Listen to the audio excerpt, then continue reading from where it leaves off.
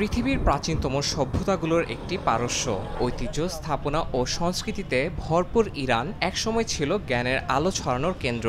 শাহ শাসনের রাজতন্ত্রের অধীনে ইরান ছিল এক আধুনিকায়নের পথে চলমান দেশ, কিন্তু রাজকীয় জাঁকজমক ও পশ্চিমা প্রভাবের নিচে চাপা পড়ে গিয়েছিল সাধারণ মানুষের অধিকার ও ধর্মীয় পরিচয়ের দাবিগুলো। এই ক্ষোভ ধীরে ধীরে রূপ নেয় এক ভয়ঙ্কর বিস্ফোরণে। ১৯৭৯ সালে ইরানে ঘটে যায় এক ঐতিহাসিক ঘটনা যা ইসলামী বিপ্লব নামে পরিচিত। দীর্ঘদিন ধরে অবহেলা, দারিদ্র্য, রাজকীয় দমনপীড়ন ও পশ্চিমা দেশের হস্তক্ষেপের বিরুদ্ধে জমতে থাকা অসন্তোষ মিলিত হয় ধর্মীয় নেতৃত্বের সঙ্গে। পরিবর্তন চেয়ে রাজপথে নামে লাখো মানুষ। বিপ্লবের পর শাহ পলায়ন করেন, ইরানে প্রতিষ্ঠিত হয় ইসলামী প্রজাতন্ত্র। ইসলামী আদর্শকে সামনে রেখে কায়েম হয় নতুন শাসন ব্যবস্থা, যার নেতৃত্বে ছিলেন আয়াতুল্লাহ আলী খামেনি।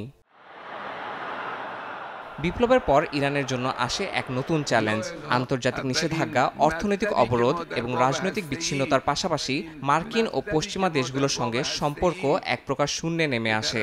এরপর ইরান ইরাক যুদ্ধ, পারমাণবিক কর্মসূচি এবং মধ্যপ্রাচ্যে প্রভাব বিস্তারের জন্য বিশ্বমঞ্চে বারবার আলোচনায় উঠে আসে দেশটি। তা সত্ত্বেও ইরান নিজের প্রযুক্তি, প্রতিরক্ষা ব্যবস্থা, চিকিৎসা গবেষণা এবং শিক্ষাক্ষেত্রে বিস্ময়কর অগ্রগতি অর্জন করে।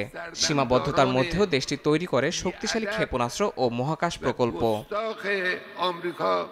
তবে এই উন্নয়নের মধ্যেও ইরানিদের একাংশ ক্রমেই অসন্তুষ্ট হয়ে ওঠে।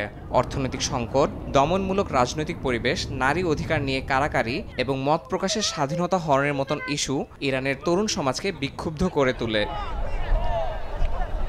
এরই মধ্যে ইসরায়েলের সঙ্গে চলমান সংঘাত দেশটির প্রশাসনের উপর নতুন চাপ সৃষ্টি করছে। সম্প্রতি ইরানের সাবেক রাজপরিবারের উত্তরাধিকার রেজা পাহলভি এক সাক্ষাৎকারে কড়া ভাষায় বর্তমান খামেনি শাসন ব্যবস্থার সমালোচনা করেন ও দেশে গণতান্ত্রিক পুনঃপ্রতিষ্ঠার ডাক দিয়েছেন। এখনই সময়। শাসন ব্যবস্থা আগের চেয়ে অনেক বেশি দুর্বল। জন্ম নিয়েছে আশা আর শক্তির নতুন সম্ভাবনা। ইরানের জনগণের সামনে এসেছে বহু কাঙ্ক্ষিত মুক্তির সুযোগ। এই লড়াইয়ে পাশে দাঁড়াতে প্রস্তুত পুরো বিশ্ব। বিশ্লেষকরা বলছেন, ধর্মভিত্তিক শাসন, উন্নয়নের দাবি দেওয়া ও রাজনৈতিক অস্থিরতার মোড়লে বর্তমানে কিছুটা প্রশ্নের মুখে ইরানের ভবিষ্যৎ। ইয়াসিন মোহাম্মদ জিসান, সময় সংবাদ।